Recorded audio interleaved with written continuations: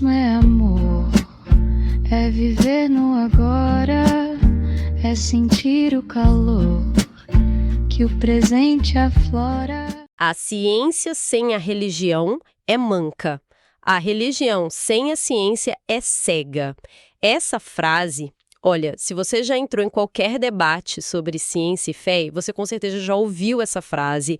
É do Albert Einstein e ela é usada quase como um trunfo, sabe? Quase uma bandeira branca, né? Para dizer que tá tudo bem, que os dois lados podem conviver em paz. Exato. Ela aparece em documentários, em artigos, naquelas discussões de internet, e a intenção é sempre a mesma: mostrar que um dos maiores gênios da história via uma harmonia, uma parceria entre a ciência e a fé. Só que a coisa não é tão simples assim, não. Não é. E a gente aqui gosta de ir um pouco mais fundo.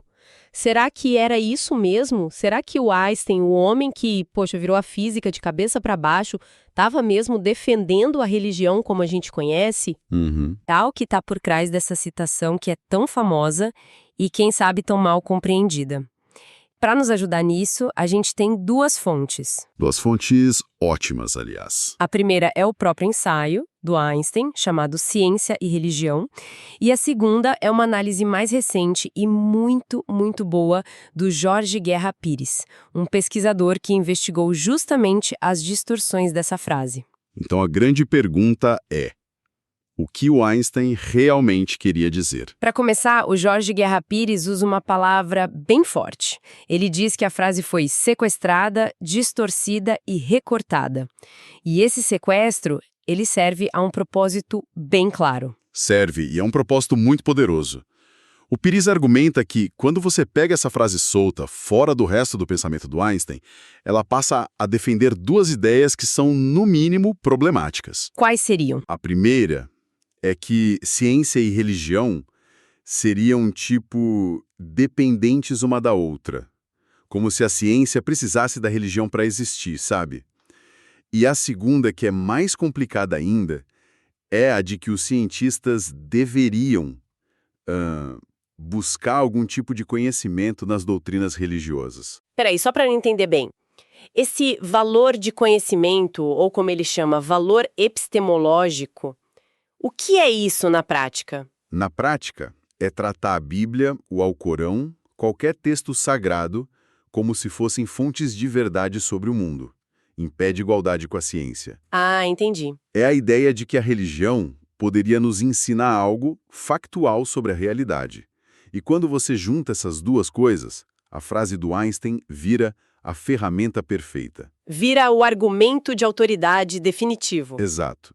Vejam, até o Einstein concordava que a ciência sozinha não dá conta, precisa de Deus. Como retórica funciona que é uma beleza. Funciona, mas pelo visto tem um problema gigante aí, porque passa a impressão de que o Einstein era super religioso, um defensor da fé. Só que outros textos dele mostram uma coisa bem diferente. Completamente diferente. E é aí que essa interpretação comum começa a ruir.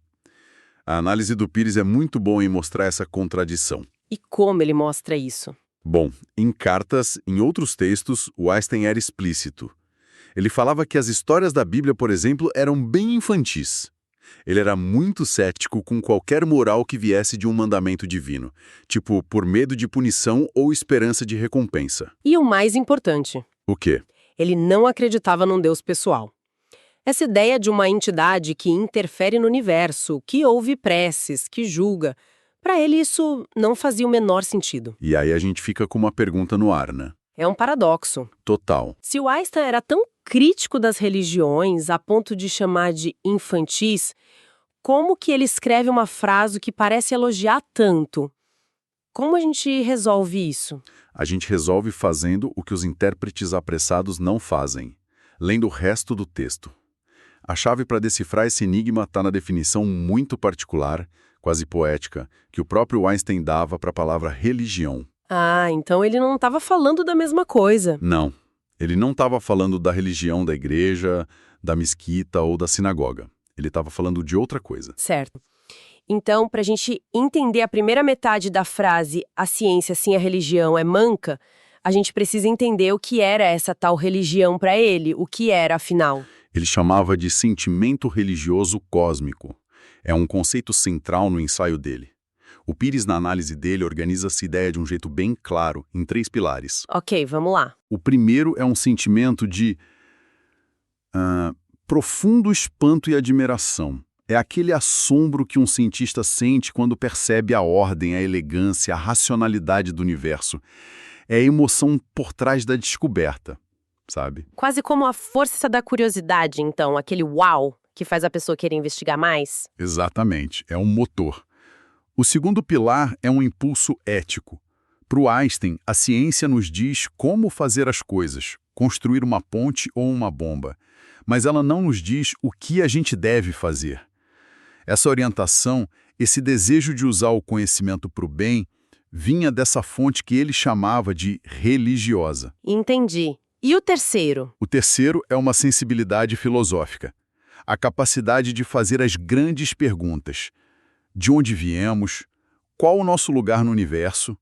Mas, e isso é importante, sem a arrogância de achar que já tem a resposta final, dogmática, é a busca, não a resposta pronta. Nossa, isso é muito diferente, não tem nada a ver com dogma, pecado, salvação, ritual. Nada. É mais uma atitude, uma postura intelectual e emocional diante do universo. Então, quando ele diz que a ciência sem essa religião é manca, o que ele está querendo dizer? Ele está dizendo que uma ciência que é só técnica, só um monte de ferramenta e equação, sem essa admiração, sem essa guia ética e sem as grandes perguntas, é uma ciência incompleta. É manca.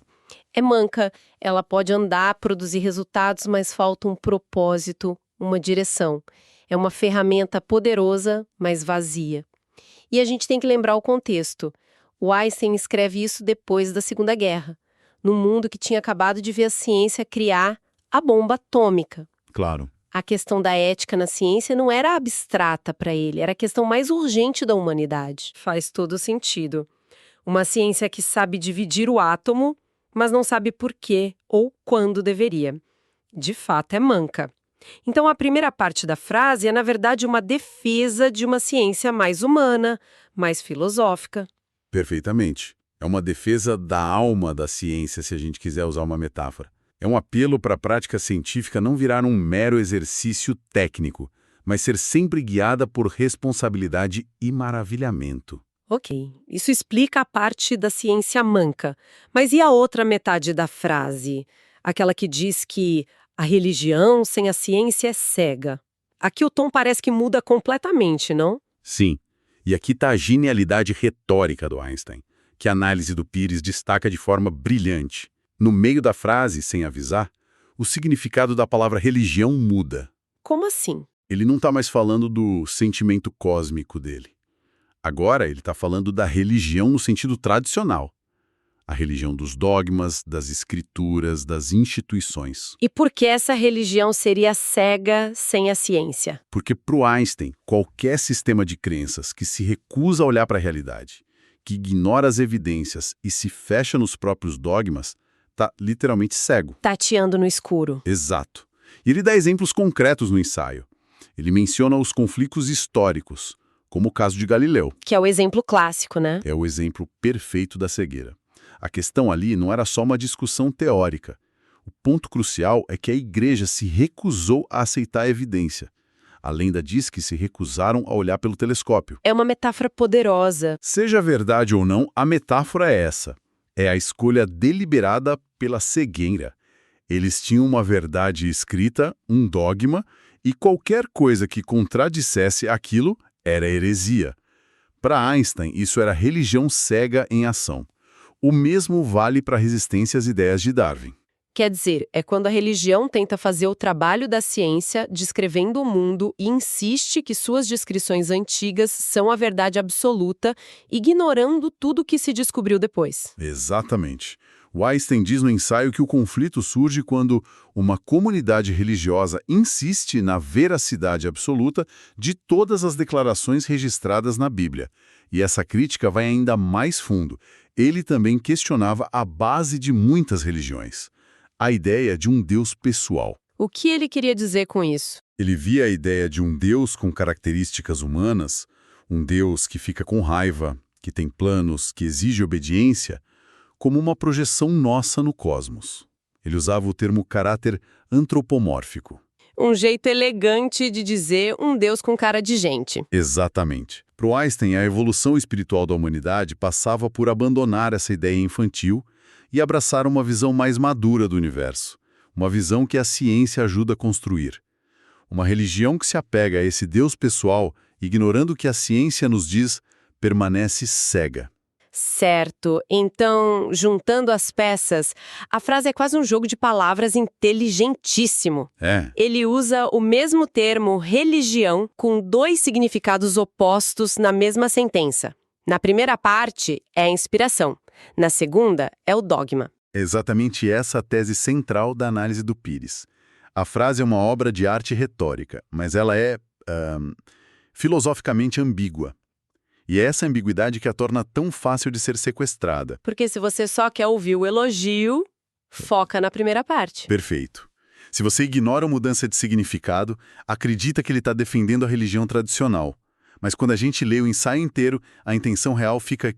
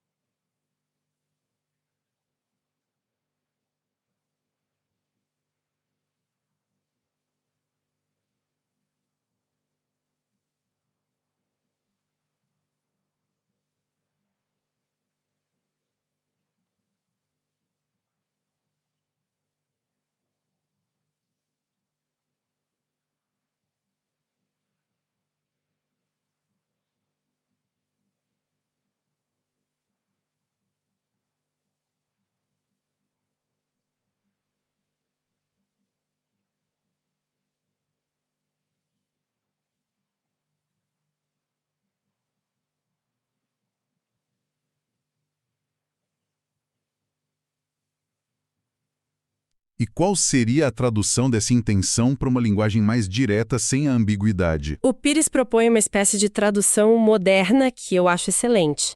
Seria algo como: a ciência precisa de imaginação e orientação ética para não se tornar uma ferramenta perigosa. Já as religiões tradicionais precisam do rigor da ciência para não se perderem em superstições. O foco não é criar uma aliança, então. De jeito nenhum. O foco é duplo. Por um lado, enriquecer a ciência com propósito. Por outro, criticar duramente o dogmatismo, que vira as costas para a evidência. E tem uma ideia final no ensaio dele que parece amarrar tudo isso. A de que a ciência seria uma espécie de purificadora da espiritualidade. O que ele queria dizer com isso? Essa é uma ideia muito sofisticada. Para o Einstein, a ciência não era inimiga da espiritualidade. Pelo contrário, ao desmantelar as visões infantis de Deus, a ciência estaria, na verdade, purificando a religião. Como assim purificando? Ela nos força a abandonar a ideia de um Papai Noel cósmico e nos abre para uma espiritualidade muito mais profunda, baseada no mistério e na beleza do universo real. Ao nos mostrar que o universo não funciona com base nos caprichos de uma divindade, a ciência nos convida a ter uma visão mais madura e, para ele, mais verdadeiramente espiritual. Então, para a gente resumir, a famosa frase do Einstein está longe de ser um tratado de paz entre ciência e dogma. Na verdade, é um argumento brilhante sobre a necessidade de uma ciência com consciência e, ao mesmo tempo, uma crítica muito afiada a qualquer sistema de crenças que escolha a cegueira em vez da realidade. Não é sobre compatibilidade. É sobre honestidade intelectual. Exatamente. E isso nos deixa com uma reflexão final que é: nossa, é incrivelmente atual. O Einstein acreditava que a busca pelo conhecimento e o impulso ético por um mundo melhor estavam ligados. E ele deu a essa conexão o nome de religião cósmica. E hoje, como essa ideia se aplica? Pensemos em 2025. A gente está lidando com o avanço de tecnologias como inteligência artificial, que pode remodelar nossa sociedade. Edição genética, que pode alterar a definição de ser humano. Uma nova corrida espacial. Uma nova corrida espacial. A ciência nunca foi tão poderosa. A questão que a reflexão do Einstein nos deixa, então, é como nós, como sociedade, cultivamos essa religião cósmica hoje. Como a gente garante que a nossa ciência, cada vez mais potente, não se torne manca. Tecnicamente brilhante, mas perigosamente vazia de um propósito, de uma ética e de uma responsabilidade que a guiem.